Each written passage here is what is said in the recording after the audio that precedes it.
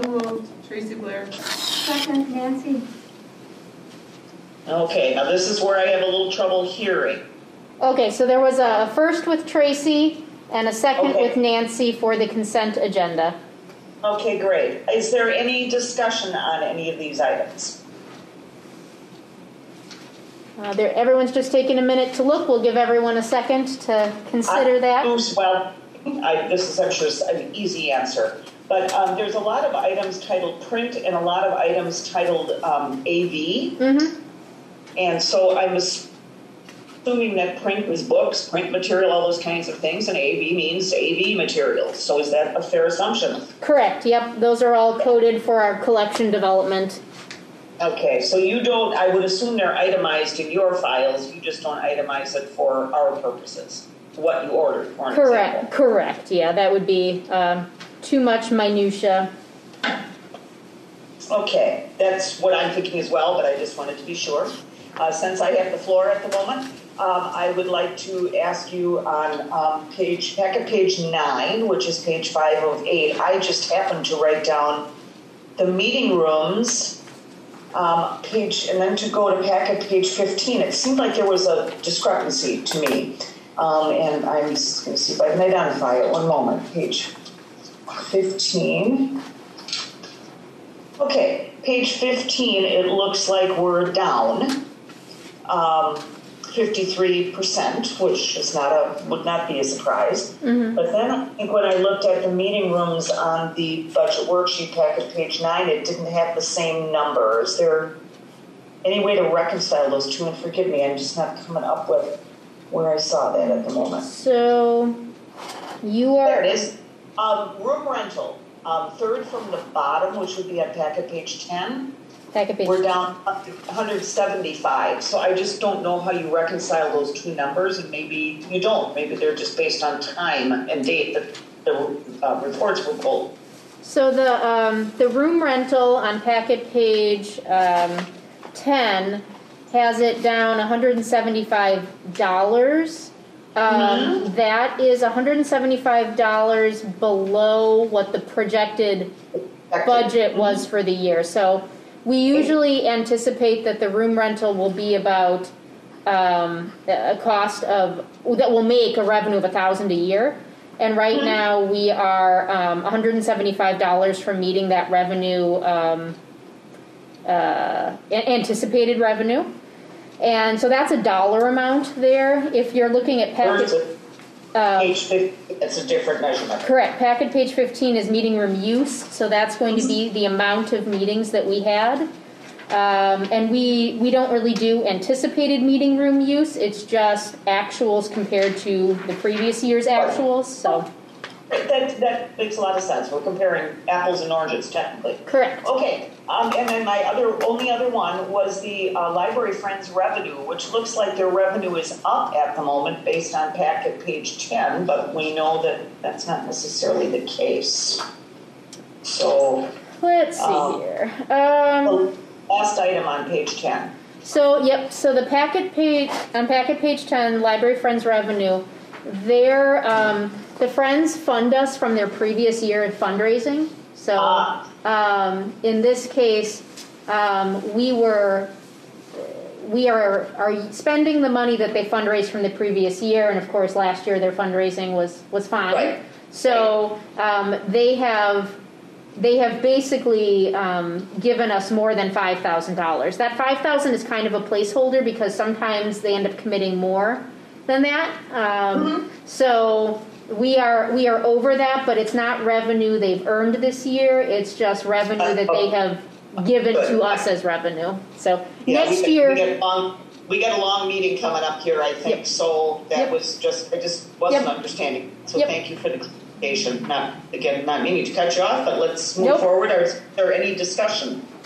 Further discussion? Any other questions about the consent agenda? No. All right. Okay. None. Hearing none. All those in favor signify by saying aye. Aye. Aye. Any opposed, Brittany?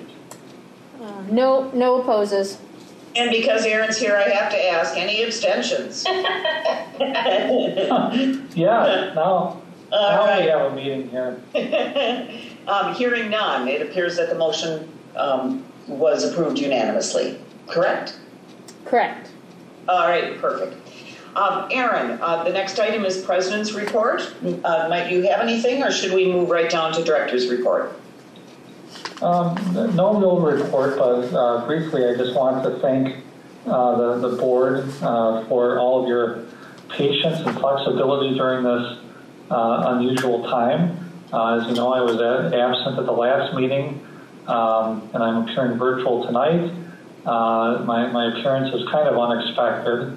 Wasn't expecting to be here tonight, so thank you to Gail for running the meeting last month and this evening. I have found myself stuck in quarantine jail for the last couple library board meetings here. So just due to exposure to close contacts in my workplace, the virus unfortunately is trickling through our department. So that's what keeps me at home this evening. So I just want to thank everybody. Hopefully I'll be back next month. And hang in there. I know this has been kind of an odd way to conduct our meetings. And that's all I have. Okay, well, Aaron, I'd say you obviously are feeling a little better anyway from last month, so good for that, and we're thrilled to have you back. Anybody else? Yeah, thank you. Appreciate it. Okay. Director's Report. Brittany, you're on November 20th, 2020 Director's Report. Well, I'm just going to skip to packet page 14. As you indicated, Gail, it potentially could be a long meeting if I don't be succinct. So 5A, the next library board meeting is December 15th. And so the question is, sort of the question I posed last month, can you attend? And I know that we may not still know that right away with plans in flux. So I guess I would just say, if at all possible, to let me know by, let's see. So the meeting would be the 15th. If at all possible, to let me know by the 8th, the week before, that would be helpful, because that way I can send out a notice to the board members about whether or not the meeting is happening or not before I send out the agenda, which is usually on the 10th. So if you guys could just make a little note, that would be helpful. All right. Gail here, I can only speak for myself. I plan to be there. I don't know about everybody else, but our family is sadly deciding not to get together for Thanksgiving or Christmas. So, there'll be gifts, there'll be all that stuff, but just given in a different way. And so I anticipate my attendance on the 15th. The only other thing I could suggest, not that you need more on your plate, Brittany, but that you might want to send an email out that first week of December, prompting all of us to say, hey, can you let me know what's going on? But if you have too many things on your plate, then you put it in our lap and we'll do it. Nope, I am capable of sending an email.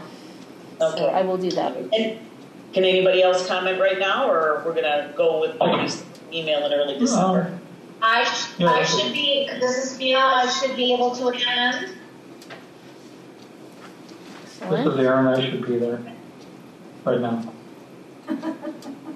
God willing, I'll be here. Hopefully, Hopefully, all of us. hopefully for all of us, exactly. Well, it seems like there's They're obviously real unexpected times. all right. Well, it seems like there's at least enough to make it a reasonable presumption it will run. So I will send out that email the first week in December. Other than that, unless there's any questions about my report, I'm happy to. No, I don't think so. I just want to make sure and look at all the agenda items here. One moment. Okay, that's on the agenda. All right. Any questions or comments on the contents of Brittany's report and the report of the other librarians? I do have one question. Nancy does have a question, Gail. In the first All right. article, it states that caregivers caring for a senior over the age of 60 or a grandparent raising a grandchild are eligible to receive a gift bag with goodies. And I'm wondering if I have a friend who just reached her 98th birthday and is totally alone. May I take her a gift bag? So Nancy's question is in reference to the ADRC curbside event. Unfortunately, I believe that event already happened. Or they needed, let me see, when was that? They had a pre-registration for it. I do know that the gift bags were already taken. Thank you. Yep. But I do think, Nancy, I don't know, does your friend like to do crafts? At 98, I doubt it. Okay. Because we do still have some take and makes of these little beautiful flower cups that people can I will make. try that. So it's at the reference desk. You could go grab one Thank you. afterwards. I think they're quite beautiful and seem reasonable to make. Any other questions about the director report? Okay, I'm not hearing anything, Brittany. Are we Yep. good to move forward? Yep. Okay. Next item on the agenda is unfinished business, which means a discussion, update, and possible action may be taken on any or all of the following, and with nothing in that section, I think it's fair to move on. Would you agree? To new business, discussion, update, and possible action may be taken on any or all of the following. Item number 1, a discussion on the 2020 Action Plan progress update. Now, here's one of these questions. Would you like a motion on the floor first and then go to discussion, or would you consider this more of an explanation item without action to be taken at this point? Yep, there's no action on this. This is just a verbal update from me. You're on. All right. So in November, I tend to give an update on our action plan for the year. This is usually the first step for me in before crafting the 2021 action plan. So the action plan, these are all goals that are pulled from our 4-year strategic plan. And of course, the goal is to help guide us throughout the year and making sure that we're staying true to the strategic plan. And eventually, once I've sort of done an audit of what we've been able to complete, then I will meet with the strategic planning committee to discuss what the 2021 action plan should look like. Usually what ends up happening is there are some things that we couldn't quite get finished in the previous year's action plan, so that we decide, is this still a relevant goal or not? And if so, then we move it to the 2021, and then we look back at the 4-year strategic plan and continue to pull things that we consider priorities. So those of you who are on the strategic planning committee know that this is my first step, and then I need to talk to the staff, and then once I've talked with the staff, the next step is to meet with you all. So that meeting will come, just not quite right now. I'm definitely not going to go through this line by line. I'm just going to take questions after I answer or explain one more thing. That is, in parentheses after each action item, I have listed a status, and the status is one of 3 or one of 4 options. It's either completed, meaning we finished it. It is in progress, meaning that we're working on it. It is deferred, meaning there is no chance. There is no chance that we're going to get to it this year. Or it is pending, which means that I have hope that it is something we're going to start this year. Maybe not finish, but at least start. So that's just sort of a snapshot. Now, of course, that big asterisk on this year's action plan is we have not completed as many tasks as we normally would have. And that is just because we were doing other things.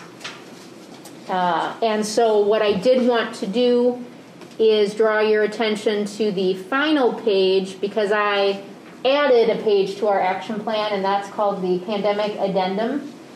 Basically, it listed out everything that we've done that I consider to be more strategic in nature, and not just like I designed a new flyer, but like larger strategic initiatives that had one planned for a pandemic and knew that this was something to do, these are large enough action items that, in my opinion, they represent the year. So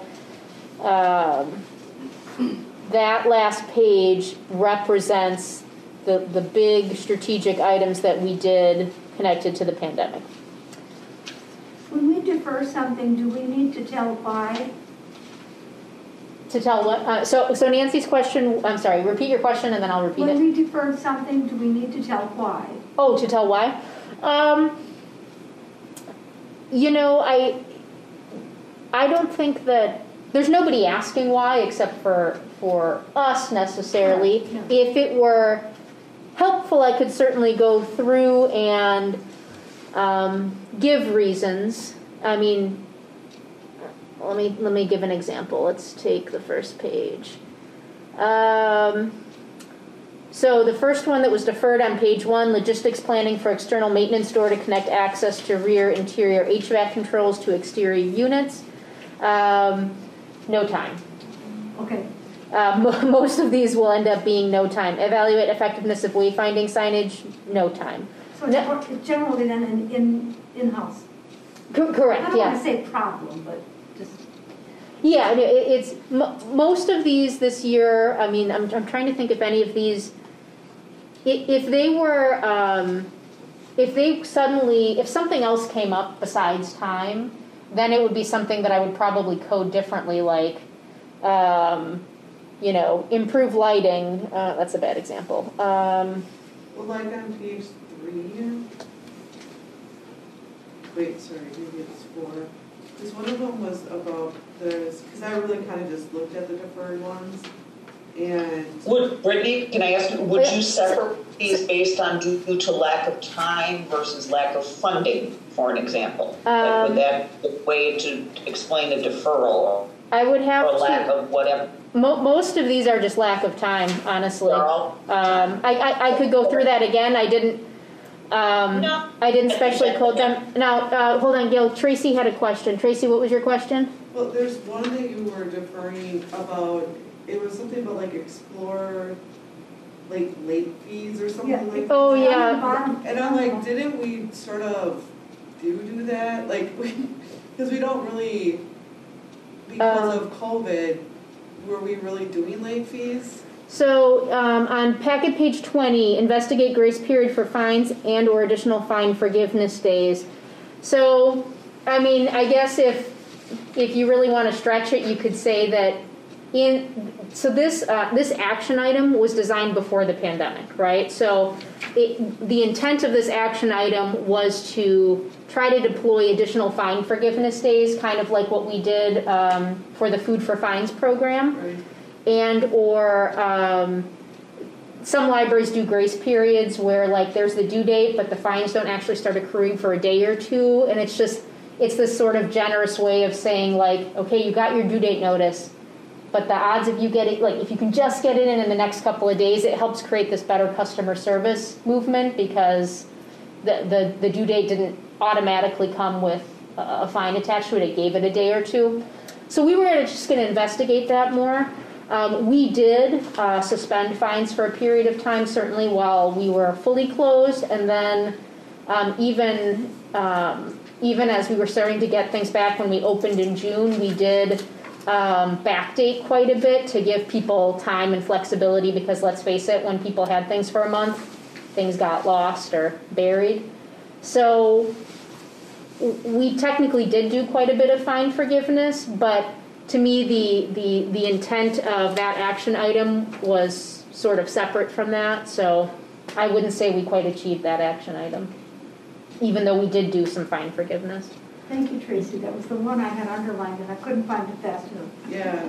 I mean, I feel like that's not something that would take a lot of time to to implement or do. It wouldn't take a lot of time, but it's time I don't have. Actually.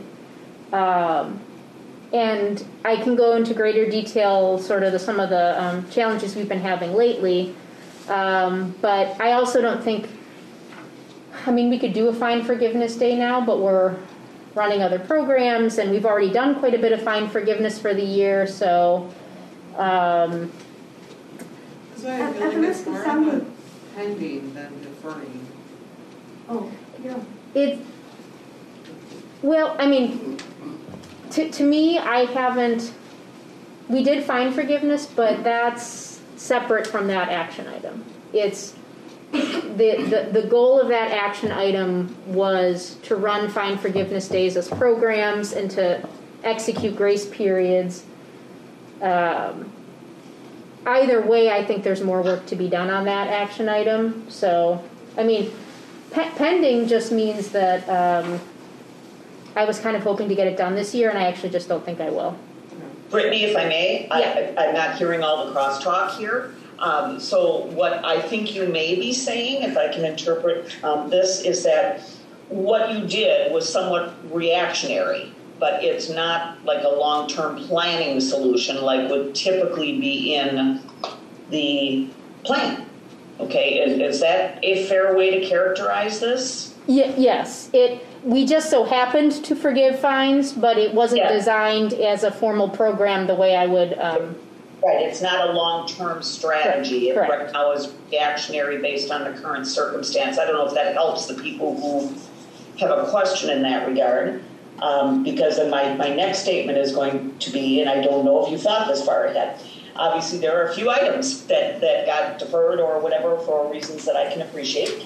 And so do we, in fact, incorporate them into a 2021 plan?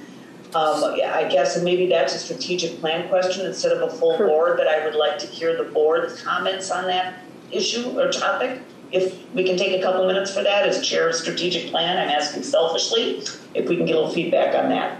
Okay, so your question is... So what do we do with all of these items, realizing we're still going to be in a pandemic and all of those kinds of things? What are kind of the marching orders to strategic plan and to you to incorporate what has been deferred? Yeah, so that's a great question. So Gail's asking as the head of strategic planning, I mean, one of our goals, of course, and I always struggle a little bit with this, is we don't want to replicate the same work that we do in the full board in the committees, right? Because otherwise, what's the point of a strategic planning committee if we end up just building the action plan in a board meeting? But it is important to get full board feedback, which is why you're going into closed session to give feedback to the personnel committee about my performance as well. So if there is any, and that's partially why I wanted to bring this to the full board. I think it's important for the full board to see strategically where we're at, and if there are certain aspects that were deferred or are pending that you feel like, I really want to make sure that that's a priority. I think, Gail, that's what you're asking. Are there any priorities amongst the pending or deferred? I don't really want to get into line items. I'm just saying I think in general what I think we would need to do as strategic plan is take these deferred items, look at them, and see if they can be done practically, if they should be done practically for 2021, and unless anybody on the board has any huge objection about that, I just want to make sure that we do, in general, what the board is looking for us to do on these particular items, because this is unprecedented, because usually we get our items done. So what do we do with these? Yeah, I mean, that's my, and I realize you're asking the board that, but yeah, my goal, once I did this audit, is to talk with the staff about feasibility and then meet with strategic planning and look at the deferred and pending. And as long as none of those have become redundant or unnecessary or no longer match our strategic plan, they would in theory get moved on. So because my concern is that you also have 2021 items. Yeah. So, I don't want to overburden you in 2021 and have the same thing happen again too. So, and maybe my question is moot. Maybe we just do it in committee. Okay, but I just thought if anybody had a comment, I'd like to know what it was. Yeah, does anyone on the full board have any comments about, for strategic planning about 2021? And there might not be any, but thought I would ask.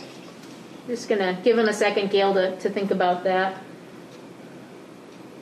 No, but I would appreciate the committee looking at the deferred items to see if. I mean, if you trust the committee, that's great. So, Gail, Tracy has something that I'll repeat. So Tracy, you said you want the committee to look at the deferred. Yep. So Tracy recommends or supports the strategic planning committee looking at the deferred items to make sure that those don't get lost. So.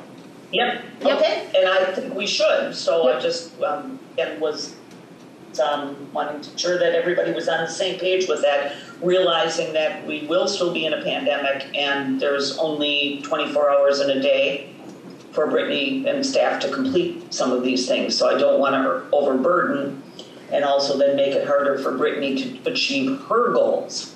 Yeah, I mean, we'll definitely have to make some choices. Agreed. 2021. Yep. That's why I started hold on, Gail. Nancy has something. That's why I started this conversation about the deferrals. We need to know why, because there's no sense investigating things that we don't know. Yeah. And speaking of that, not knowing, I don't think I've ever had a library fine. What is it? Oh, you've never had a library fine? I don't think so. As in how much or why? How much? A library fine is, oh gosh, what is it, 10 or 15 cents a day for like a book, and then it's $1 a day for a DVD. So we're talking big bucks here.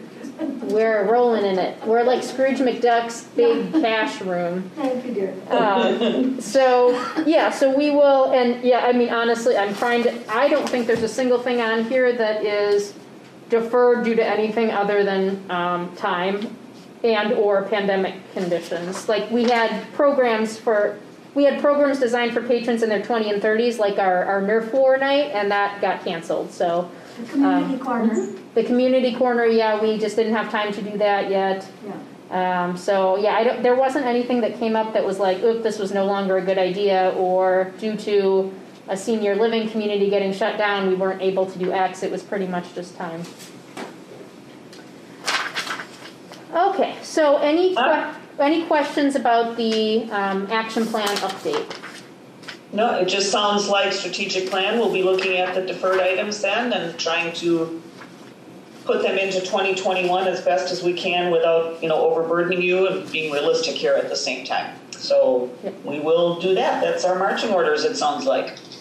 All right. Okay. Looks like we're on to item 2, unless there are any objections. No objections. Item number 2 is it looks like. Hey, Gail, hold on a second. Yeah, Michelle? Sorry. When would the strategic planning committee?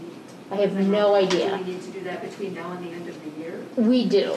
Yeah. The goal is to try to meet before the end of the year for strategic planning. So my first step was to do this audit and get some, present it to the full board. Then I need to speak a little bit with the staff and get any feedback from them. So I was hoping to do it between now and the end of the year so that our action plan would be ready January 1st. So do you want me to, I can send out an email to try to gauge some availability, because I know things get busy between now and the end of the year. So for sure, that's why I wanted to clarify it. Yeah. Do this. I will send out an email to strategic planning after tomorrow. Thank you. Who are those members? That is Michelle, Gail, and Camille, I think, right? Camille, you're on strategic? Yeah. Okay. Thank you. Okay. All right. I think we're ready to move on to the next business item. Okay. This one says action. So, and that, how do you pronounce it? Library H3LP. You just have to say the whole thing each time. User agreement. And so, and this one's a tough one. I don't know how many people have read this agreement. So typically you should have a motion to approve or deny before you go into discussion if you're intending to take action. But if you would like to instead give a little intro, that's okay too. I'm fine with that, whatever you prefer. I can give a little intro.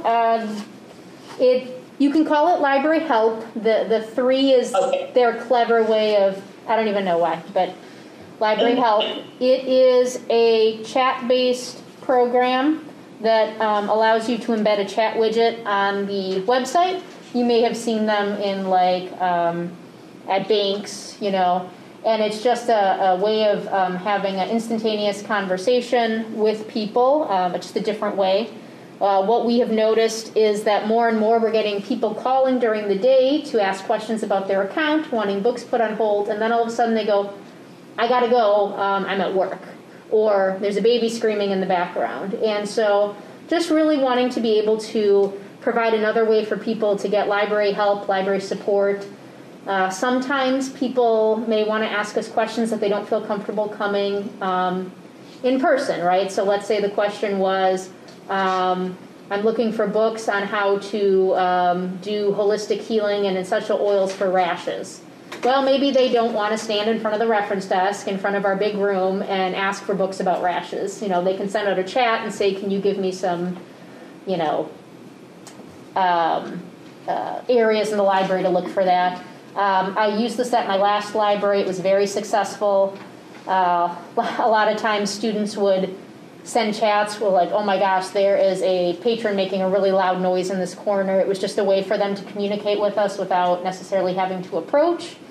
So it's very helpful. It also has a texting feature, so patrons can text us reference questions as well, which is obviously a feature that we know from our strategic planning process is that texting is a very appealing communication method now. So, like I said, product I've used before. The user agreement is something, this can be canceled at any time. Although this is an annual subscription, but I shouldn't say anytime, year by year. The texting you can cancel month to month. And I did have the city attorney review it for any red flags that he had. So he talked to me about it, but there was nothing that to me posed not accepting the agreement. So I have a question. Gail Tony has a question. Okay, so this is for people 18 and older, correct? Yeah, so... Because you have third parties, and so I don't know if you have to watch it, but we watch POPA and FERPA. We have to really make sure that our younger kids are protected because those third-party apps can really do a number. I mean, because it's a whole wild west for them, and they can get caught up. And so I just was wondering, how do you protect those Because kids? didn't we at the school board, the school district have this and got rid of it? I don't think we have it anymore. I don't know if we have it. I mean, We did, because I was like, so I used it because I was just trying to figure out like, how does this work? And so I was texting, I'm like, who am I texting? And it ended up being Tony Spence. I'm like, okay, why is our chief financial officer dealing with the text that people, but at that point in time, they were just trialing it and stuff, and they just, And we've had to really look into a lot of our things because we really are mandated, and I don't know what public libraries are for protecting those younger students' rights, anyone under 18 or under 13. Yeah, so stipulations. I could certainly double check with our system director. This didn't provide any red flags to me. I mean, we're not, like any of our library materials, we sort of like, these are our services, but we're not in loco parenti or whatever that Latin phrase is. Technically, we would not be able to stop someone from opening up our chat window and start chatting with us. I could also check with the Milwaukee Public Library. Central uses this chat feature, and they're obviously a public library that has children under the age of 18. I'm curious what because they wouldn't be able to chat with each other. The chat would only go towards library staff at the reference desk. So that's not the issue. The issue is the third parties. So there's other companies who are grabbing information, and so they're pulling things, and that's where there's an issue because you can't really control it. It's out of your control. So I don't know how you can protect it. Maybe the kids don't use it. I'm not sure. Mm-hmm. Yeah, I mean, I could certainly check with Milwaukee Public and see if they've had any of those concerns come up. Brittany, I'm sorry, I need to interrupt. Yes. What concerns are we talking about? I don't. Yep. Sorry. Yeah, sorry. I should have had people go to the microphone. Tony and Tracy echoed some questions of, well, Tracy, I don't know if you had questions about the 18. I was just wondering who was going to man it, and Yeah. who was going to, and then are you going to turn it off when the library's closed? Correct. And all Yep. that kind of stuff? Yeah. So Tracy's question was about who's monitoring it, and it would be monitored by whatever library staff member who's at the reference desk during our open hours. Okay. Tony's question was about third-party data specifically related to kids under the age of 18. So there is a section on packet page 26 that Right. talks about third-party. So I guess I'm not aware of any restrictions that public libraries would have to be owning to, but I can certainly follow up with that as a question. So is the concern that the third parties would sell that data, sell underage data? Or they could sell it, they can grab it, they can sell it, they can contact those people directly. Mhm. It's advertising, and it could be advertising for anything, that could be good, bad, or not. So there's just always, those rules and regulations we like to follow to protect the kids. But I don't know if public libraries, because you're different if you have to do that. In school districts, we have to. So Tony is just asking, not just asking, Tony is asking if public libraries are beholden to anything related to third-party data specifically connected to underage. So I can certainly follow up with our system director and Milwaukee Public Library System to see if there's any concerns. I wasn't aware of any, but that doesn't mean I shouldn't double check. So I will do that. MPL said that they were very happy with it and that it was useful. I thought in the privacy section, Brittany, and I'm trying to find it, they addressed that issue in the privacy policy. Yeah, they're but it's sharing information with third parties. Maybe not. Maybe it's not directly related. Maybe not. Because I remember reading about third parties and privacy. So, but maybe it doesn't address that question directly. Let's see. When you visit, it says, what information do we collect? When you visit our site, you may provide us with two types of info: personal information you actively choose to disclose, and use information collected in a way not visible to you, considered passive information. Our sites are not designed or intended for anyone under the age of 18 to provide personal or identifying information, and minors are expressly requested not to use these sites.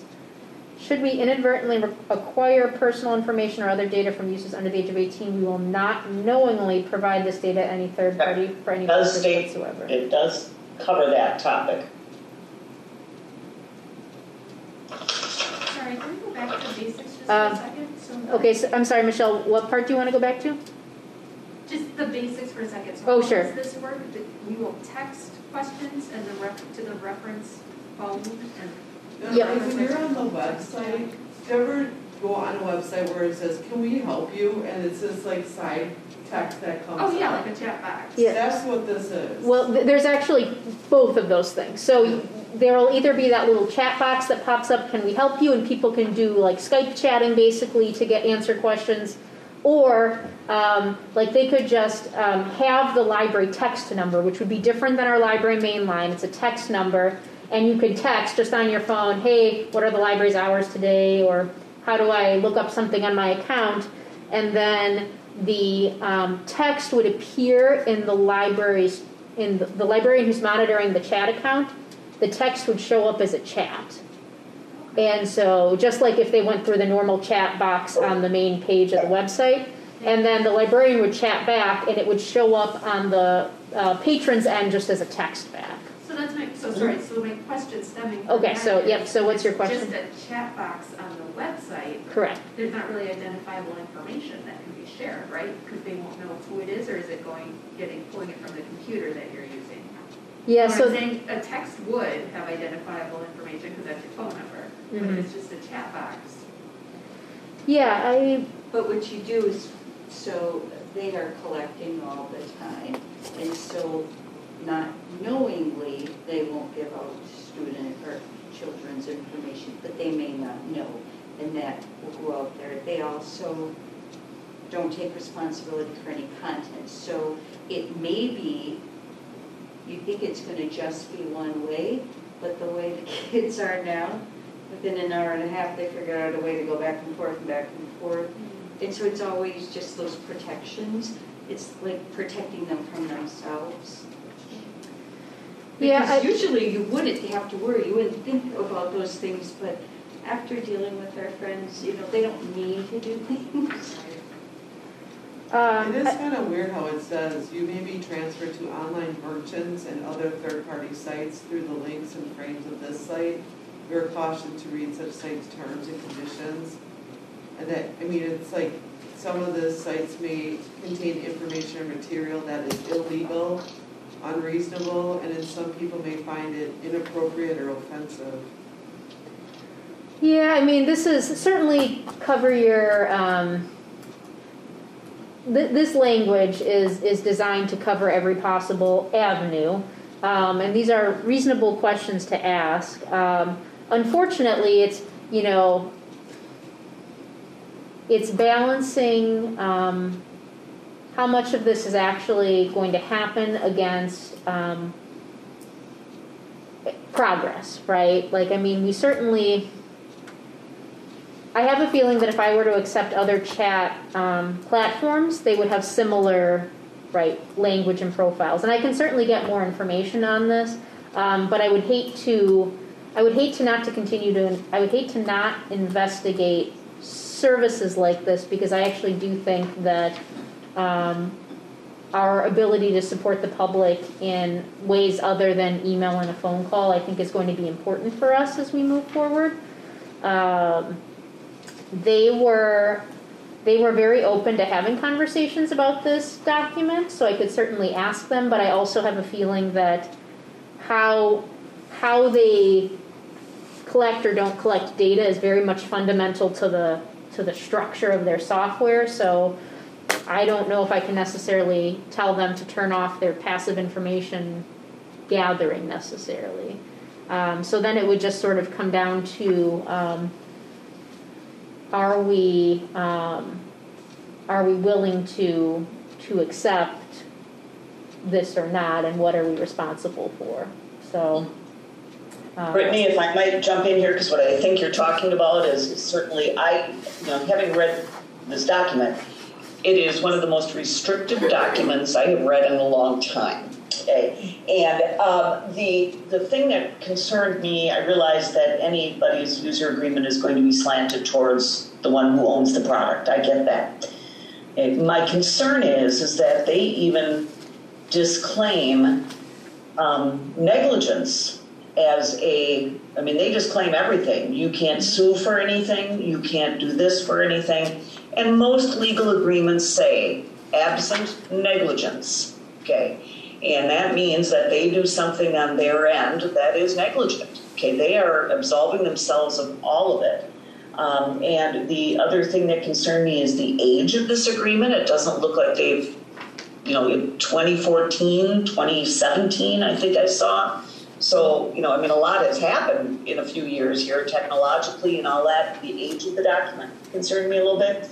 But I also agree with you, Brittany, that we have to, do something here to be able to allow our patrons to text and to chat. And you have experience with this company, it sounds like, versus trying to look at others. But I'm concerned about the restrictiveness of this document. But you said you talked to the city attorney? Correct. He or she, because I don't know who it is right now, signed off on it. So far be it from me. But I can't, you should see my chicken scratching here at home, how many things I underlined and went, why are they saying this? Why are they saying that? It's like they're absolving themselves of any fault, even absent negligence, which I find, I don't know if you want to run that by the city attorney as well, but that's a bit atypical in contract drafting. But that's my amateur opinion. I can certainly follow up with him on the absent negligence again. Like I said, he did review it once, but that doesn't mean that I can't call that out specifically with him and ask him. And there's also, I'm sorry to interrupt you, forgive me, but that there's also no revision history.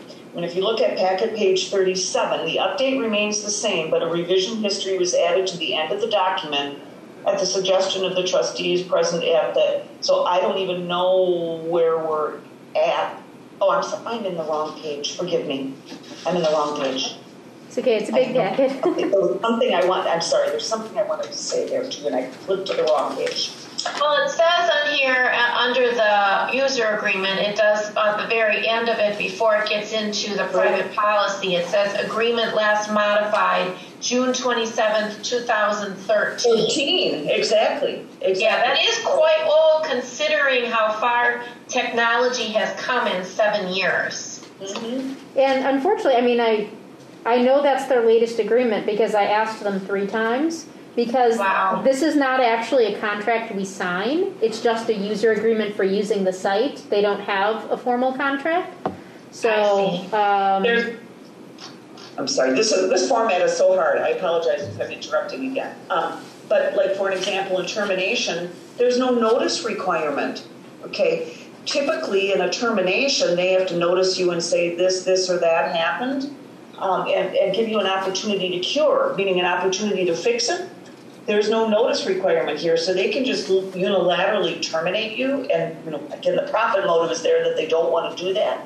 But it's just I don't want to say an odd agreement. There's just, to me, some things that are a bit concerning. I think if we have a problem and we don't know about it and they terminate us without notice, that doesn't seem fair either. I would want to know what happened so I could fix it. Sure. Yeah.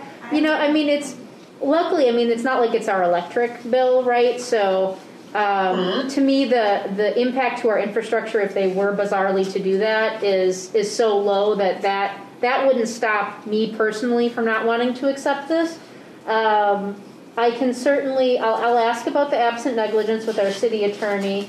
I'll double check with our system director that we don't have any obligation to under the age of 18, and I'll double check with Milwaukee Public Library too about if they've ever had any questions or concerns about the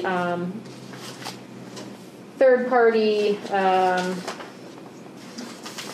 third parties with under the age of 18. I'll follow up with that just to make sure.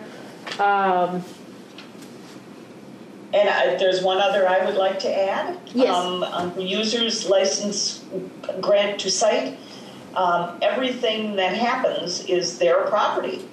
Okay. Correct. So, I wrote down, can they sell this info they now own? Okay. Yet these other sites are not under our control. I'm jumping around here, forgive me. And are not monitored or reviewed by us. It's kind of like hands off, but we own everything. And as you can tell, I'm finding it a little bit of a troubling agreement, but I don't want to throw out the baby with the bathwater, so to speak. If you have experience with this, I will certainly defer to you and this company, but yet making my concerns known about the agreement itself. Mm-hmm. I have a question. I'm not a techie, but you were just talking about Barb has a question. People being able to text you and ask you something, that's what you want to do? And chatting online, yeah. And what? And online chat. So there'd be a little window on our website where people could type questions and then get instantaneous reply. Okay. Because I don't know why you have to go through the company if you were just doing the other, why you couldn't just set up a number and have people text and have somebody answer that number or watch that. Yeah, we would... Instead of going through a third party with all these problems. Sure. Yeah, if we were to just do... So, right now the city does have the ability to text through email.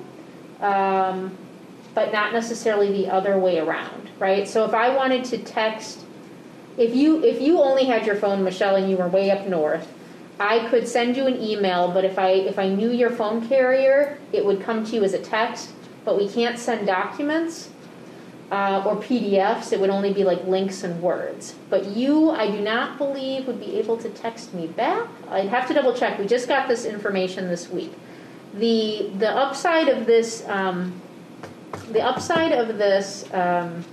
company is that the texts come in a chat window, which means that you're not having. Otherwise, I'd have to buy a special phone device for the library to monitor and text back and forth with. It's connected to. It also allows for the chat within the website, which can be helpful for patrons who show up on our website and just have questions. The other thing this does, and this could possibly make people a little bit more nervous, but there is a feature that allows you to, this happens to us a lot. A patron is on our website, they're trying to access an ebook through the website or get on a database, and they can't figure out what they're doing. And then we spend quite a bit of time talking to them going, okay, where are you? What does your screen look like? What page are you on? And then they try to describe it to us, and then we're hoping that the description of what they're doing makes sense. This would allow us to, if they give us permission, it would allow us to see their screen.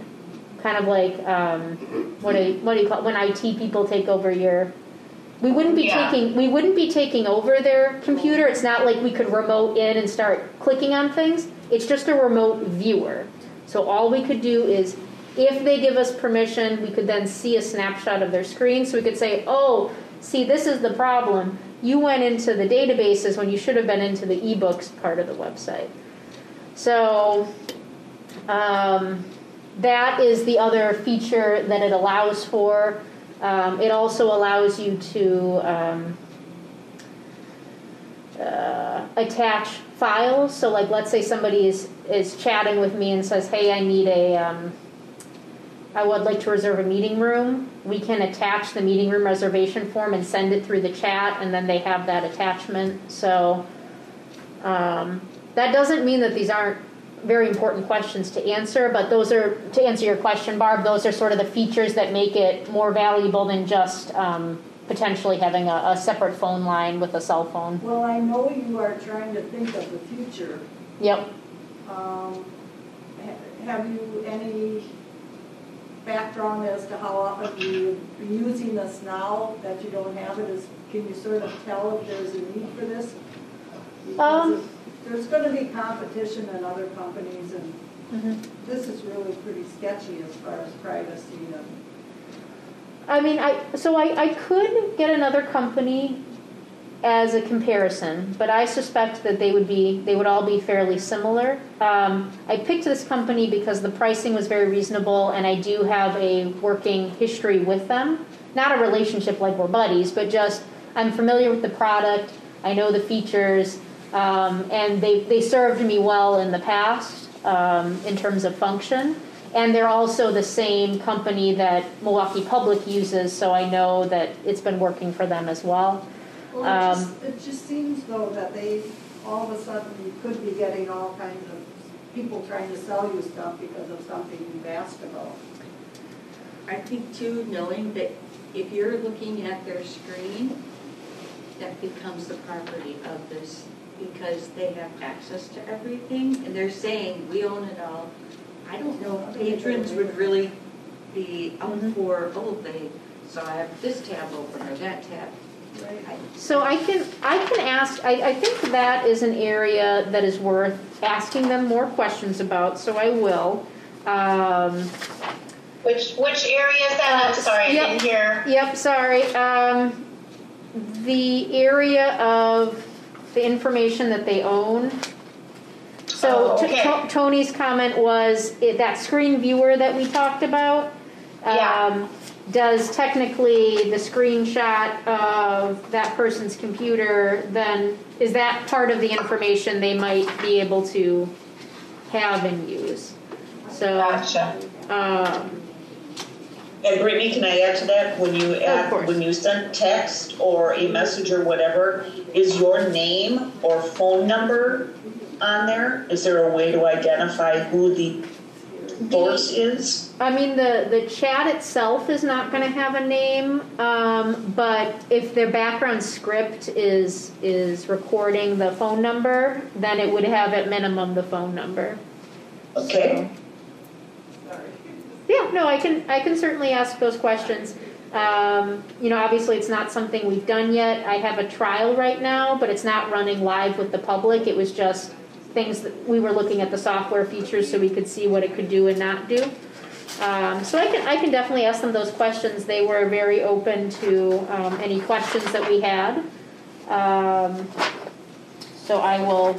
So why don't we table this then to get more information? Again, my comments are based on the agreement, not on, excuse me, not on the idea behind it or even them as a company. It's just the agreement, I think, So needs some work. So take action on it. Yep. So Barb recommended that I look into those pieces of information, specifically ownership of data, how they use the data, and I'll check into the age 18 component to that. And I will get back to you guys on it at the next meeting. Provided that I can answer these questions or maybe even get a comparison user agreement from another company just to sort of see how they compare. I will bring that information back for you guys in December. All right. Yeah. Brittany, I think to follow the agenda, it says action. So I think, again, everybody can disagree with me, that I look for a motion to defer this item, okay? And then the next time we take action, hopefully to accept or reject it. Are you okay with that? That we actually take that action of the deferral vote? Yeah, that sounds good to me. All right. So the action that it appears we're going to take tonight is I'm looking for a motion to defer this item until the next meeting. Is anybody willing to put that motion on the floor? I will make a motion. Okay, so Camille first, and Barb had a second. All right. Okay. And now any discussion on the motion itself?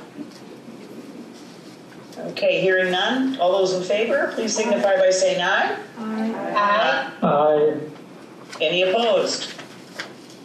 Hearing none, the motion passes unanimously. Okay, number 3. In this circumstance, we're looking for a discussion/action, the second reading Muskego Public Library Board of Trustees bylaws updates. So Brittany, I think you can start with a little discussion here and hopefully you can just go right to the vote. I don't think I have anything to add that the background didn't already summarize. This is the second reading and the vote. And it's really just edits. We don't have a choice. So, Right. That's pretty much all I have, unless there are any questions on it. Yeah, Because I was not able to attend the last meeting, I just want to make sure that I'm understanding. So from reading the bylaws, it seemed like the only thing that was changed was that the alderperson and the school district representative would be a 3-year term instead of a 1-year term. Is that correct? Correct. Everything else seemed pretty much the same? Yep, although I did add a revision history per recommendation to the end of the document. Okay. Where is that, Brittany? I wasn't seeing that. It's on packet page 42 at the bottom. Because that was my... Under Article 9, General. Okay, okay. Yep, and so once this change goes into effect, then I will add that new revision date below the 2018. Sorry, I understand now. Oh, okay, gotcha. Yep. All right, perfect. Okay. All right. We can have further discussion within the vote, but at the moment I'm going to look for a motion let me get the wording right here, to approve the Muskego Public Library Board of Trustees bylaws as they relate to the terms of service of the alderperson and the school board representative. Motion to approve. Michelle did a motion to approve. Okay. I'll second. Tracy second. All right. Any discussion? Okay. Looks like we're ready for a vote here. All those in favor of accepting the reading as Brittany has provided it to us, please signify by saying aye. Aye. Aye. Aye. Aye. Any opposed? And because some people weren't at the meeting, I will ask if there are any abstentions. I'm assuming there are not. Hearing none, the motion passes unanimously. Okay, item number 4 is another discussion / action, mask mandate and COVID response. Okay, so I did send out, if you don't see it on your original agenda, for those of you who are printed off in person, I did have to add this item to the agenda and resend it out on Friday, so that's why I had to. That's why you may not have seen it on your original agenda. Hold on, I'm just a little bit behind in taking a note on something, so just 1 second. Okay. So I did want to just give a little update on our status. Okay, so my ultimate recommendation is going to be that the library board vote to continue our current mask requirements, even if the November 21st state mandate expires. And so I'm just going to give a little summary of our status, and then we can talk about any concerns or support you may have on that idea. So currently our library is open regular hours with the exception of 1 hour Monday through Thursday. We're opening a bit later for cleaning and book quarantine management. We're offering all services currently, although some with modifications like the virtual programs and reduced meeting room occupancy. We are offering new services, curbside, our take and make crafts and experiments. And then we're doing building cleaning every 2 hours. So those are new things that are added to our days. And all of that is to summarize that the staff is at capacity, I would say. I was doing a schedule for this week, and those of you at home will not be able to see this, but in red is all the places where we had staffing gaps just this week, and this is actually not even up to date. We have 3 staff out currently, either sick with COVID, in quarantine, or yet to be determined illnesses. We also have a staff member out on emergency FMLA. We have 2 staff members recovering from surgery, and 2 other staff members with that are dealing with personal losses or diagnoses right now. So I have been supervising staff, professional staff, for 10 years. I have never had this much physical or emotional challenges to a staff in such a concentrated period of time. Some of it COVID related and some of it just not. But either way, what this is doing is it's creating a lot of this. We have a lot of staff that are out or not able to perform, their duties, or just trying to recover or trying to get caught up. So we are we're busy right now. We are fortunate that because of the safety measures we have in place, that more people were not sick, that more staff weren't sent into quarantine because of our distancing and masks. We were able to really isolate that. My goal is to keep the building and the staff and the patrons healthy, of course, in order to remain open. That's the goal here. Recently, the library boards of Brookfield, Sussex, and New Berlin have passed independent mask mandates from the state, just in case the state mandate doesn't get extended. Part of my emergency plan, as I had presented a couple months ago, was that I would be looking at the context of what other businesses, schools, and institutions were doing, so that I can get a good benchmark of any type of response we should do. My goal is to try to keep everything that we're currently doing as we are. I will tell you that 5 libraries in our system did just go to curbside in the past couple of weeks. Waukesha Public just closed their public computers and issued a 15-minute building limit. And New Berlin has started to make some limitations. I'm not suggesting we do that, or I'm hoping not to do that. But what I'm saying is I do think it would be a good idea to have a mask mandate that is separate so that we can continue to try to offer these services and hours that we currently have. I did some statistical gathering this morning. We are in the top 10 of 24-member libraries regarding circulation. So circulation often translates to foot traffic, especially here because our curbside numbers are rather low, actually, compared to some other libraries. Most people prefer to come in the building. So of the 9 libraries above us in circulation, and that a lot translates to municipality, right? Of course, Waukesha is going to have a higher circulation. You know, Waukesha, Brookfield, New Berlin, they have bigger municipal populations than we do. So it's not a competition. We're never going to be one because we don't have the municipal service population that Waukesha does. But of the 9 libraries above us, 5 have started to take extra safety measures. 3 of those were the extra, the separate mask mandates. 1 went to curbside and 1 went to the 15-minute time limit. Basically what I'm trying to say is us having a separate mask mandate would sort of fall in line with that first line of protection in order to keep doing what we're doing. So that is my very strong recommendation to the board, is that we do that.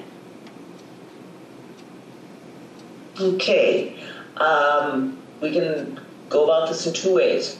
We can either have a discussion before a motion, or we can have the motion and then the discussion inside. Whatever everyone prefers. I mean, it's hard to know because I can't gauge the feeling of the board without having some discussion here first as far as laying out the motion. So we have 2 options. If you want to go with the motion and then discussion, we can move to approve or move to deny. Those are or defer. That would be the 3rd option.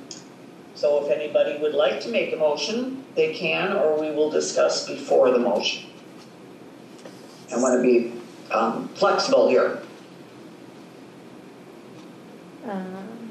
Do you have a preference, Gail, on what should happen? Well, the way the line item is written is it's discussion / action. So I'm comfortable with either way, and it's hard to gauge and ask for a motion without knowing what, on this type of issue, where everyone is at. So I will start the discussion. How's that? My question is, why the mask mandate? And I mean it in this way. Why only the mask mandate? Because you have brought up other things that other libraries are doing. And why are you zeroing in on the mask mandate versus the other items that other libraries are doing? To answer that question,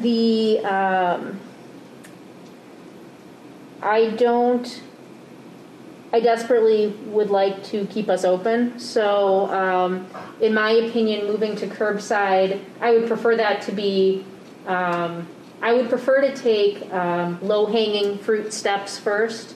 The march to curbside to me would just be if we continue to if we can't staff the building due to people being out, or if we're starting to see really heavy foot traffic to the point where it feels like we can't keep people distanced, or if there become to be such a high, steady increase in active cases in the municipality where it doesn't feel safe, excuse me, to have people come in. So to me, curbside is, some of these libraries that have moved to curbside are just, their staffing is just obliterated. So they need to move to curbside for that, or for some of them, they have their own public health department that has advised them to do that, or they have really high death rates in their municipality.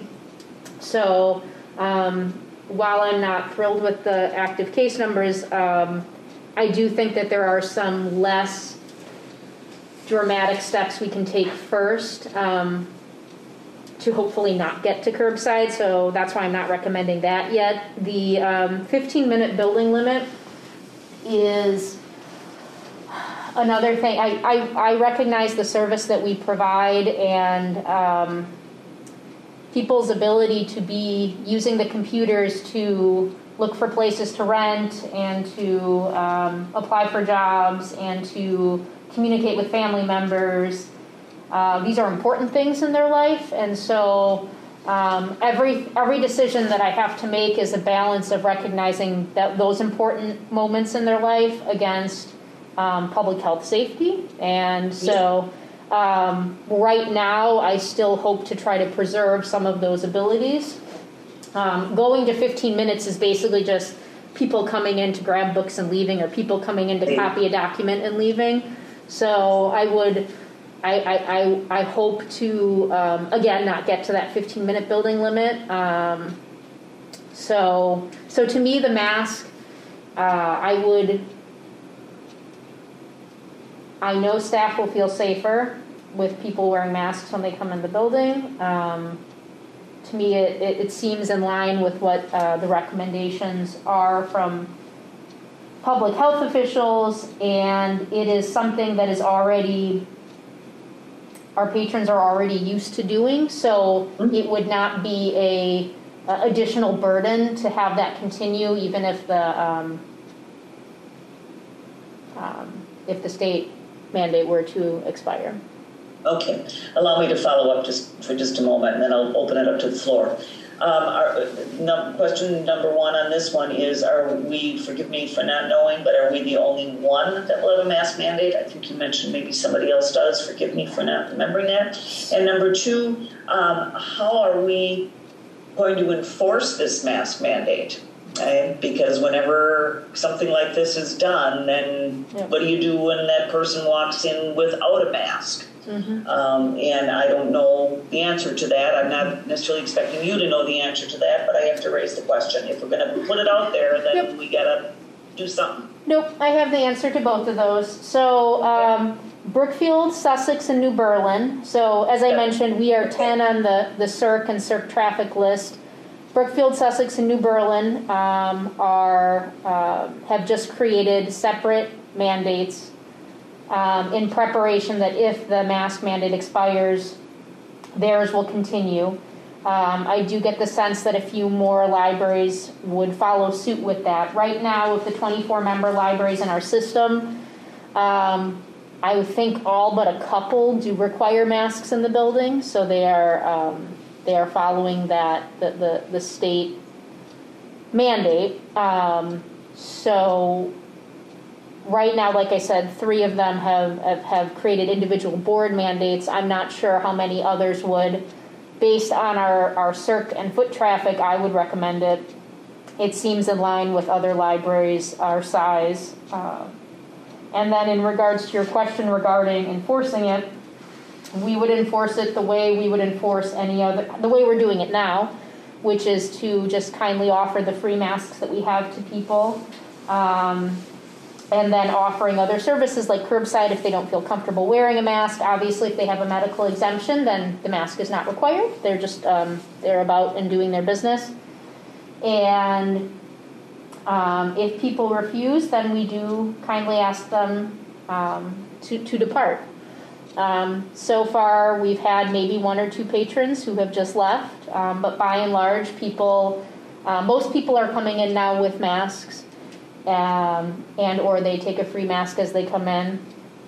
And this would just be similar to any other library policy. You know, you have to return your books on time. You have to wear a shirt and shoes when you come in the library. This would just be similar to that expectation, and we would enforce it the way we would enforce any other policy and expectation. All right. And forgive me, but I think the current mask mandate is in the courts right now. Am I right about that? Correct. So is that what we are waiting on here, is to see what the court decision is, or are we looking to the governor to re-up the mask mandate himself, or can he not do that? So do you know procedurally where we're at with that? I do not know procedurally where we're at, but my purpose of bringing this up today is sort of a take your pick. If it gets struck down in the courts, I would still like this to be a library board policy, which is in the board's power to do. If the governor chooses not to extend it after November 21st, which is the original deadline, I would still ask the library board to continue with our own.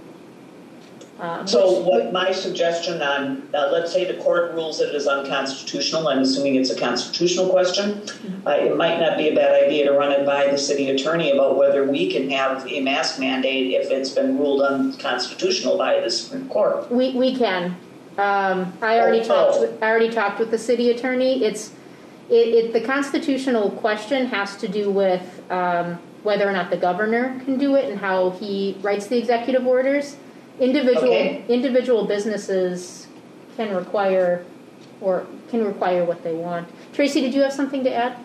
Oh, I will once she's done talking. Okay, sorry, I thought I saw a hand in the those are my questions. I'd like to open it wide open to the floor, so just for purpose of order, I wanted to get all my questions out, but now everybody have at it. Yeah, I'll turn it to I can't hear what you say, so. Yeah, Tracy, do you want to actually try out the microphone then, or? We're gonna try out the microphone, Gail, and see how it goes. Will this be better? I don't know. Can you hear me? Gail, I gotta be really close. Gail, can you hear? Yeah, well, give it a shot. All right. So the school board decided last night that we were going to continue it also, but I still do feel that we're going to run into a lot of people are going to be very resistant to it. And there's a lot of proof out there too, just so that you guys are aware, that the World Health Organization does not require masks when you're healthy. And they would rather have you just wear masks when you're sick, which you shouldn't be out anyways if you're sick, and when you are an immunocompromised individual. So to protect yourself, you should wear them. So I can see that this may sway to the point where if you're healthy and you're healthy, we don't need to have masks on. So it could sway that way, and I just want you to be aware that people are going to be very upset and possibly causing City Hall problems if this does get to be that way, if that makes sense to you. Yeah. But where are you putting asymptomatic people in that scenario? I'll be honest with you, I don't think there's asymptomatic COVID people running around there. Everybody that has COVID has something. Sore throat, headaches, fevers, they have something that's showing that they are sick. But you're going to get that argument. Yeah, I know. Tracy, I have a question. I'm not seeing it. If children really don't get that ill, why are you continuing to do it in the schools then? Yeah, I wasn't.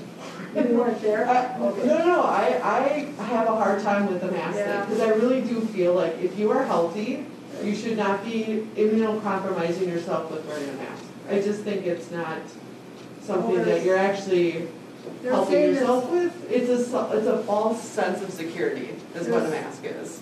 Right. So I don't know. I just feel like you think you're protected, but obviously everybody's wearing masks and we're all spreading it still. So it's not. It's probably helping a little bit of spitting or a little bit, but I don't think it's actually causing you to not get COVID. And I guess, and I would also argue, though, that a lot of the spread from what the reports are saying are not they're from when people are not wearing masks and they're within 6 feet. But there's a lot of studies coming out now that are people with that are mask wearers that are getting COVID. I do know that they did have that study, the prison guard and the prisoners, which is why the CDC had altered their definition of exposure to just be 6 feet for a combined 24 hours of 15 minutes and not just 15 minutes per, because that prison guard was wearing a mask. But obviously, if you're not washing your hands and Yeah, then there's you many end other up, things that can- there are so many variables, and in my opinion, for every one study that we get, there's another study that says something else. To me, there's not enough information to definitively say that that requiring masks to come in the library to do your business would be a bad idea, right? You have to remember, those germs can come in through your eyes also, and most people don't wear glasses. Right. So you can wear the mask, but the eyes are still in exposure, so it's. Yep, it's not going to be a perfect system. Well, I think but it would be fine if your staff feels like they want to be protected, wear masks. But I don't know if you need to say that to the patrons that they need to be. That's what I'm just saying. Like it's a false sense of security, honestly. I know you're a medical expert, Tracy. There's enough research and there's enough evidence to at least provide an opposing viewpoint to that. Right. Well, there's been no research done on masks because we would never put a person into a situation where they wouldn't wear a mask. So they don't have those types of studies that are like they can prove it otherwise. Because Sure. we would never do that. It's unethical to stick a person in a room that has Right. a disease and say, don't wear a mask and see if you get it. They have not done that, but they have done studies that show the communities that have mask requirements that the COVID cases do lower. And there's a variety. No, that's not true. That's not true. Well, So I don't know. I mean, I did just do some research. Where you're getting your information from, and the media today is, and the internet and everything is also controlled by people who want you to believe a certain thing. I listened to the hearings today on TV where the Twitter and Facebook and all these people have an agenda to push forward certain things, and this is one of them. Well, I hope one of the things you hire me for as a library director is that my research skills are hopefully better than the average individual. So I'm not going to get my health information from the social media. I'm going to get it from a rear admiral who was also a medical doctor. I can send you stuff from Lancet and all sorts of things that are going to give you the opposite. I know, and I'm not saying that we're going to come to a consensus on this because obviously this is a topic of great debate, and I'm not trying to necessarily sway us to believe in masks or not, but I mean, I would say you could say I would strongly suggest you wear a mask, but to say that you have to wear a mask, I can't go there. I just can't. And that's fair, and that certainly can be your vote. It is going to be my strong recommendation that we require masks. So, yeah, Michelle. That's kind of the opposite. I work at the medical college freighter, and they're mandatory masks. They're not letting us in the building anymore. Non-essential personnel can't go into work. They were letting people in for a while, but now they've cut that down. I support the Department of Medicine, so like the frontline infectious disease division that's leading all this, and since their policy is mandatory masks, wash your hands, social distance, like those three things, I would be comfortable with the library requiring masks, even doing a mandate outside of the state order for those reasons. Because as long as MCW is saying we need to do it, I kind of feel like that's what I go to. They're doing it for other reasons, though, because they're around an environment where they're sick. So Gail, Camille, and Aaron, Michelle had just talked about how the Medical College of Wisconsin, they are requiring masks for all their staff and frontline workers, so she said that she would support that based on what she's seeing in her work environment. So. Okay, I can't tell if they're still discussing or not. And this question may have been asked, and it's hard with this situation. It's hard. Has City Hall come out with any information as far as what they are planning to do after November 21st with what happens? Have you heard anything from Mayor Rick? I have not. So I have not heard that information. the library board does have the ability to Right. make their own decision for that, but I have not heard from Right. I was just curious if it was, what City Hall was having, if they were having anything to say or not, because, then if it's a straight across the board thing that City Hall's requiring anyways, then it's a moot point. I mean, yes, it's our decision to make that decision. But I have this distinct feeling that this mask mandate is going to go past November 21st anyways. But then again, if the judges say that he can't do it, then I guess, so we have to think of it on our own in case the Supreme Court does all these different rulings that we're not in control of. So. And didn't Muskego not do it originally because we don't have a health commissioner? So Michelle's question was why the city of Muskego didn't have a mask mandate, and the mayor's memo or press release was that they take their direction from Waukesha County because Waukesha County has a public health department. The city of Muskego does not. So I'm just saying I doubt we'll see something from Muskego based on that. The last information that I got from Mayor Petfalski was just a memo asking staff to wear masks when they were working with each other in City Hall. Okay. But that doesn't mean what his plans are for the future or post November 21st. Henry, you just said exactly. So Nancy has a question. Asking you? I'm sorry, what was that? So you just said the mayor's asking you to wear a mask. So would it placate some of us if you had a sign at the entrance saying, please wear a mask, and you have the masks for life? I mean, we can certainly Instead of you must. I could do that, and normally I'm all about my pleases and sort of more gentle enforcement, but I do think clarity in this is important, and That's pretty clear. Please wear a mask. yeah, I mean, but for people who don't want to wear a mask, please wear a mask is not saying masks are required. It's just saying we're asking you to. So I think in this instance, there's a phrase that I heard recently, clear is kind.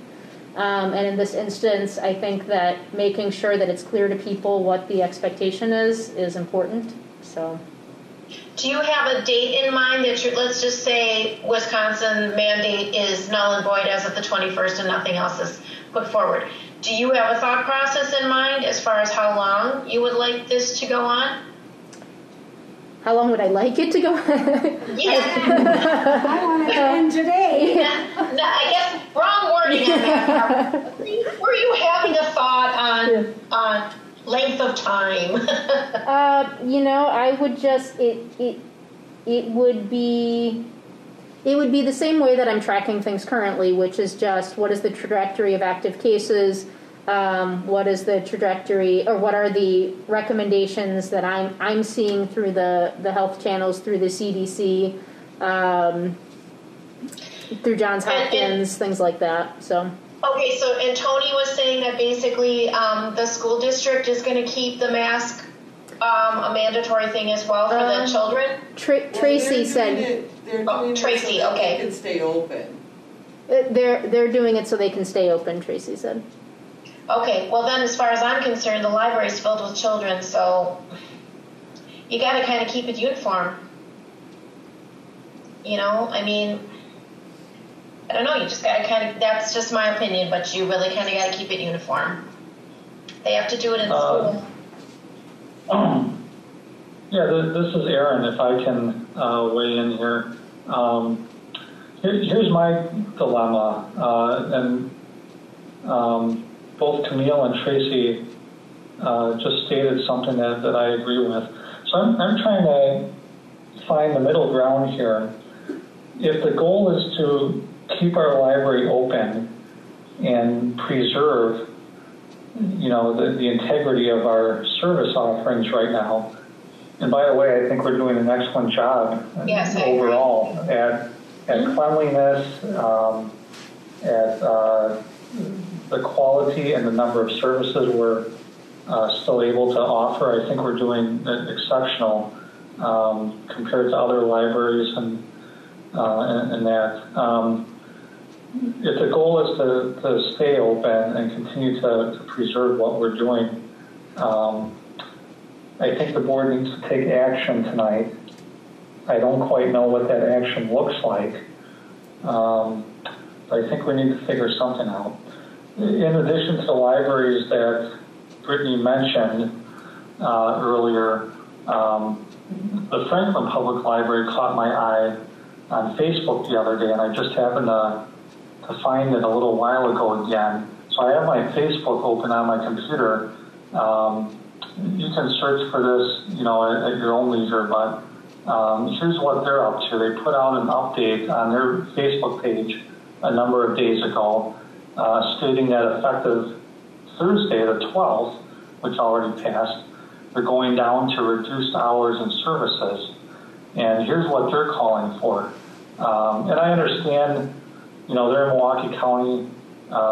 They have, different maybe health department rules and guidelines that they have to follow, from us. But here's what they're saying. Patrons must always wear a mask at all times in the library. Patrons will be limited to 30 minutes in the library. Patrons may browse the collection and pick up holds. But here's where some major limits are coming in.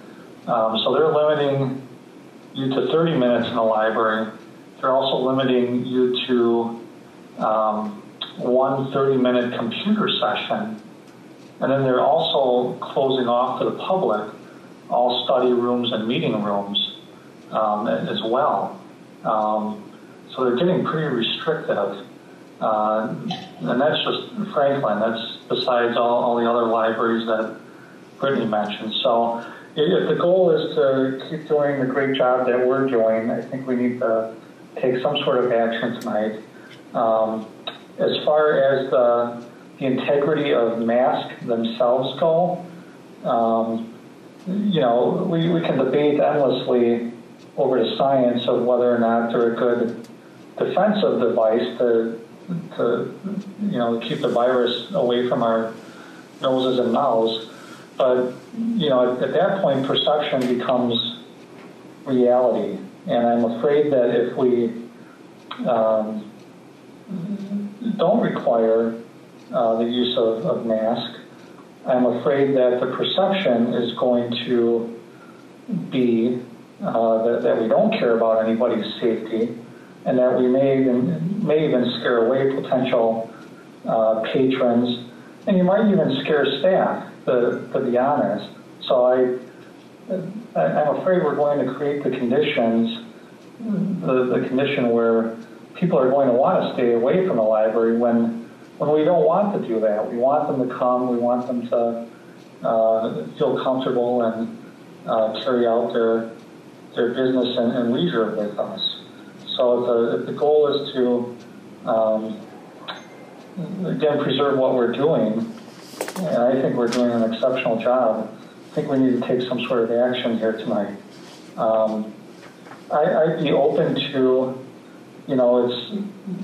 it's tough with this thing in the courts, and we don't know which way this is going to go here, but I would be open to the idea of a mask mandate and having it reviewed by the board maybe every month. We know we have the vaccine coming out soon. Hopefully we don't need to carry on this mask business too much longer. But I'm wondering if maybe we can word a mandate, word it in such a way that it's going to take effect starting November 22nd, and it's going to come up for review each month at the library board by us. And if cases that look like they're finally going down, the situation's under further control, then maybe we can scrap it and either scrap it totally or just go down to a recommendation. That's kind of where I'm at right now. I'm really trying to find the middle road, and I'm worried about the perception that we create out there because, again, perception's reality. If if I think I'm just an average patron, if I think that the library isn't safe at the moment for me, why should I go then? And, what's the incentive for me to go in the middle of the pandemic and hang out at the library if I fear for my safety, my health? And I'm thinking that you're going to have a ton of patrons, families, and even staff wondering exactly that. So I'll leave it at that. Thank you for putting up with me and listening to me. Thank you, Aaron. Anybody else? Because I have a few comments here too, but want to leave this open to the floor so all the opinions get out. Yeah, I pretty much agree with everything that Aaron had to say, and I also think it's important that our staff feels that they are also being considered as far as their safety goes. And if they're required to wear masks and people are coming in and they're doing whatever they're doing, if they're feeling that that's jeopardizing them, then that's creating another scenario as well. And I do like the idea that we just bring it up for review each month, look at what's going on each month and make decisions from there. But for right now, I personally think that the mandate for the library has to continue just because of the way the numbers are right now. That's my 2 cents worth. Anyone else? If not, guess I'll wrap it up and then we'll go to a vote. Let me just check on. Gail. Let me just check on the floor. Yeah, was there anything else for people physically in the room that they wanted to add before Gail asks her questions? No, but I have to go in a couple minutes. So okay. If we're going to vote, can I just tell you what my vote would be? All right. So since Gail, hold on a second. So Michelle has to leave in a few minutes. Okay. So. Are you free for like maybe 4 more minutes? Yeah. Gail, can we make sure that we make the vote in like 4 minutes? I promise. Okay. What I'm hearing is there is some disagreement, and we all know that that's going to be the case here. But then I was also thinking about, as you were talking, Brittany, the staff losses at the moment are very minimal to be COVID related. And my concern about that is the emotional side of this argument, and we haven't really talked about that. This, besides Murphy's Law, seemed to be happening to everybody. I don't know about you guys, but everything that could go wrong seems to have done that, and I think that's happening for a lot of people out there. A lot of complications, a lot of things like that. And that creates a lot of angst, it creates depression, there's some talk of suicide. We haven't really dealt with that emotional side, and I think that is also something we can't ignore. Yes, we can look at the science, but we also have to look at the emotional ramifications of this, somewhat to what Aaron was saying, that perception is reality. So, I realize both sides of this question is what I'm saying. So I'd like to make a suggestion. I don't know if this is workable, Brittany, but in the spirit of compromise, I'm wondering if we might not consider, doing the mask mandate. But then if a person chooses not to wear a mask, can we have them restricted only to curbside, for an example? Is there something that we can do in an if-then proposition to have people who want to come in the building be required to wear that mask, and those who are against it for any number of reasons, whether they have a physical problem, whether they have a political problem, whatever that might be, give them another option? So, and whether that be curbside. Yeah, so Gail, we do offer curbside if people refuse a mask. So. Okay, yep. So are we really clear about that, though? I mean, I want to make sure that every patron can be served, and if you make a personal decision not to wear a mask, then you want to make sure that they are aware that they have a curbside option. Yeah, well, I'll continue to make sure the staff are clear to patrons about that, but it happens very infrequently, actually. So. Okay, because I'm saying, do you put it in the mandate? I guess is what I'm saying. Is that I don't know what your language of the mandate is going to be. So the language is just going to be continuing exactly what we're already doing. So, I mean, I don't have anything formally written. It's just continue to require masks unless there's a medical exception. I don't think we need to add. We're just going to keep doing exactly what we've been doing because it's been working. Our numbers are rising. People are comfortable coming in. So. To me, it's working at a point where, if they come in, we'll offer curbside. If they don't feel comfortable, we'll offer a free mask and whatnot. But yeah, we'll make sure that that's clear to patrons that they have that option. Okay, all right. Well, I guess we'll have to go with that then. All right, so what are you asking us to do right at the moment? Because I'm going to be looking for a motion based on what are you asking us to rubber stamp the current policy? What are you asking us to do? The motion is to vote to continue the library's current mask expectations beyond November 21st with review each month at the library board meeting. All right, so, okay. I think the motion is on the table based on what Brittany said. No need for me to repeat it. I will make a motion to approve. Okay, thank you, Camille. Any second? I'll second This is that. Aaron, I'll second it. Sorry, Aaron. Nancy beat you to it. Oh, Nancy, oh. Any further You can have the discussion? credit, I guess. All right, then. No further discussion, it looks like. Great. All right. All those in favor signify by saying aye. Aye. Aye. Aye. Any opposed? Opposed? Okay. Yeah, I'll make sure that's noted. And Barb, that was also you? Yep. Okay, thank you. So we have 2 opposed? Correct. Okay. So the motion passes. Forgive me, I don't know. What do we have, 7 here? 5-2? Correct. Okay. All right. Thank you, So it everyone. was Barb, and who else did not approve? Tracy. Tracy. Tracy and Barb? Okay, thank you. It's just hard again to hear. Yeah. Sorry, I appreciate everyone's patience with the format. But Michelle's leaving. Thank you, Michelle. Bye, Michelle. Thank you, everyone, for your... They're very much appreciated on both sides of this, so thank you, everyone. And we'll be looking at it again next month. Okay. All right. The final item on the agenda is a discussion, but no action, it appears, for the library board feedback to the personnel committee regarding the 2020 director evaluation. And before I read the motion, Brittany, are you leaving the room then? Yeah, so I'm going to explain what the thought was. So I know it's 7 o'clock, so of course there's many things the board could decide to do. Right now, the plan would be to go into closed session so that you guys could discuss with the personnel committee, who is Aaron and Tony and Camille, any feedback that you have about my performance for the year before they write my evaluation. They have all the evaluation documents. They have the summary of all the projects that I worked on this year. And then you guys can give additional feedback for them to include in the evaluation.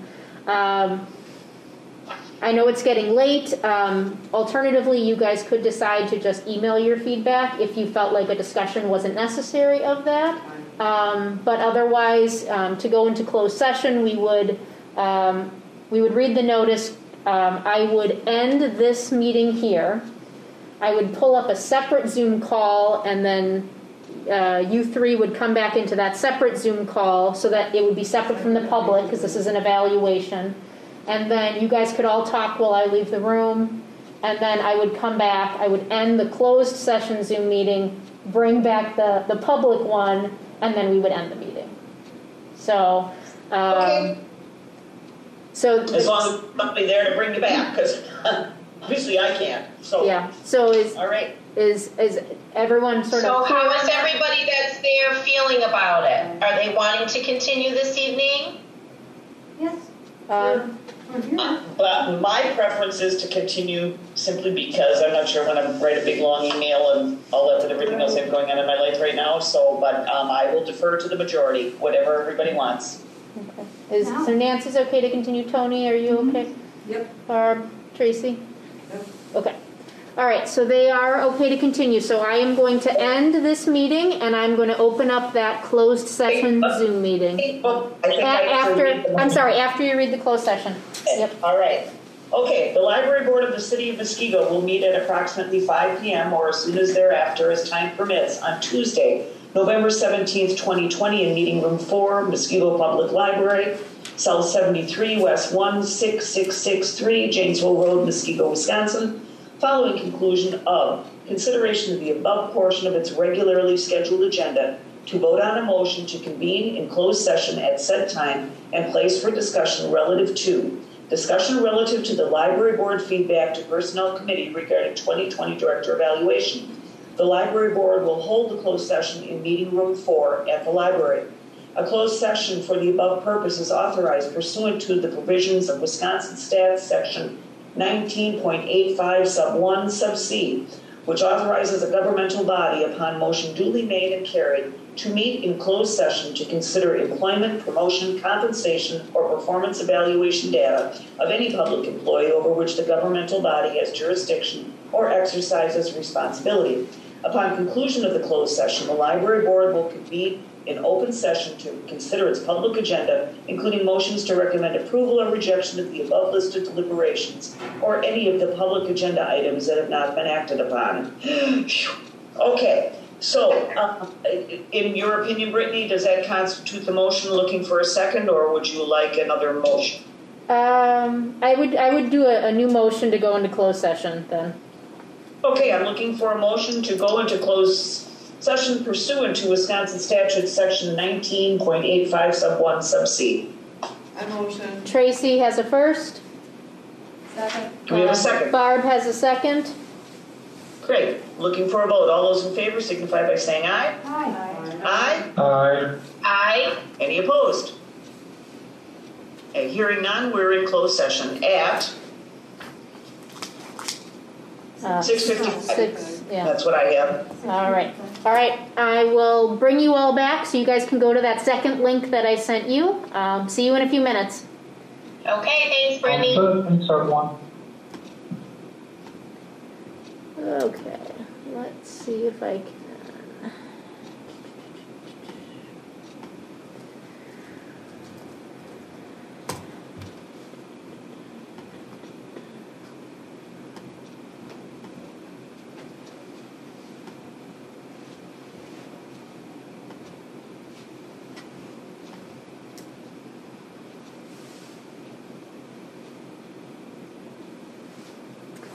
To close. Okay, we are starting the recording at 7:25. We adjourned the closed session to come into open session technically at 7:23, but needed to get back onto this particular meeting, the portion of the meeting. So here we are at 7:25. We're looking at communications and miscellaneous business as authorized by law. Anyone have anything? Nope, they are ready for this meeting to be done. No? All right, I'm looking for a motion to adjourn. Motion to adjourn? So moved. Tracy is enthusiastically motioning. I will second. Camille with an enthusiastic second. All right, all those in favor of wanting to ask for discussion, signify by saying aye. Yep. Aye. Aye. Huh? Any opposed? Here's Aye. Aaron. Is he It abstaining? looks like we're adjourned at 7:26 p.m. Pretending that's a joke, Aaron. So, Okay, bye everyone. Hi, thank you. Have a great night. Thanks, everyone. Be safe, everyone. once again. Happy Thanksgiving.